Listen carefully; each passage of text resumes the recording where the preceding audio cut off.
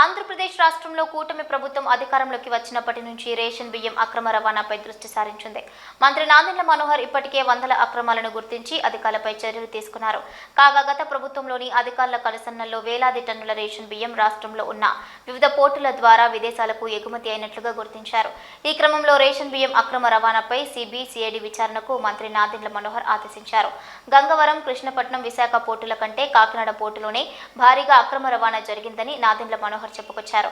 అలాగే విశాఖ పోర్టు పైన దృష్టి పెట్టాలని అధికారులకు సూచించారు. అక్రమార్కులపై పీడీ యాక్ట్ నమోదు చేస్తామని, ఈ రేషన్ బియ్యం అక్రమ తరలింపులో కొందరు అధికారుల పాత్ర ఉన్నట్లుగా సమాచారం ఉందని, ఇప్పటి వరకు రాష్ట్ర వ్యాప్తంగా 1066 కేసులు నమోదు చేశామని మంత్రి నాదెండ్ల మనోహర్ చెప్పుకొచ్చారు. గురించి ఈ రైస్ స్మగ్లింగ్ గురించి ఎందుకు ఈ విధంగా మనం ఆందోళన చెందుతున్నాం?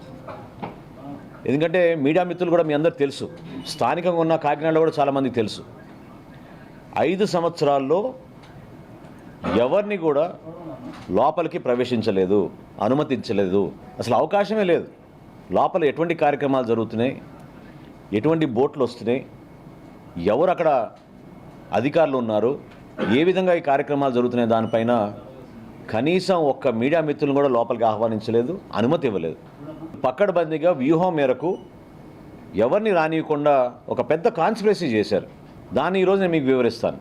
ఎందుకంటే ఎందుకు కాకినాడ పోర్ట్ అని పదే పదే చాలామంది దాని గురించి ఆందోళన చెందుతూ ఆలోచిస్తున్నారు. రాష్ట్రంలో 29,000 ఫేర్ ప్రైస్ షాపులు ఉండగా ఈ బియ్యం సరఫరా చేయడానికి వైఎస్ఆర్సీపీ ప్రభుత్వం జగన్మోహన్ రెడ్డి గారు ముఖ్యమంత్రి అయిన తర్వాత ఒక నిర్ణయం తీసుకుని డోర్ డెలివరీ చేస్తామనే ఒక అబద్ధపు ప్రచారంతో 9,260 వ్యాన్లు కొని రాష్ట్ర ఖజానాకి దాదాపు 1,600 కోట్ల రూపాయలు ఖర్చు అయ్యే విధంగా మొబైల్ డెలివరీ యూనిట్లు వ్యాన్లని వీళ్ళు రాష్ట్ర వ్యాప్తంగా ఒక నెట్వర్క్ ఏర్పాటు చేశారు. 29,000 ఫేర్ ప్రైస్ షాపులు ప్రతి నెల 1వ తారీఖు నుంచి 15వ తారీఖు వరకు ఉదయం నుంచి సాయంత్రం తెరిచి ఉండి వినియోగదారులు ఎప్పుడు వచ్చినా వాళ్ళకి సరుకు అందించే విధంగా ఎన్నో సంవత్సరాలు జరుగుతున్న ఒక మంచి ప్రక్రియని వీళ్ళు పక్కదారి తీసుకెళ్ళి వాళ్ళ స్వలాభం కోసం ఈ వ్యాన్లు తీసుకొచ్చి ఈ వ్యాన్ల ద్వారా రాష్ట్ర వ్యాప్తంగా నెట్వర్క్ ఏర్పాటు చేసుకుని బియ్యం సేకరించడం మొదలుపెట్టారు. ప్రభుత్వానికి 43 రూపాయల 40 పైసలు ప్రతి కిలో ఖర్చు అయ్యే ఈ బియ్యాన్ని క్షేత్రస్థాయిలో వీళ్ళు 10 రూపాయలకే తీసుకుని వెళ్ళిపోవడం.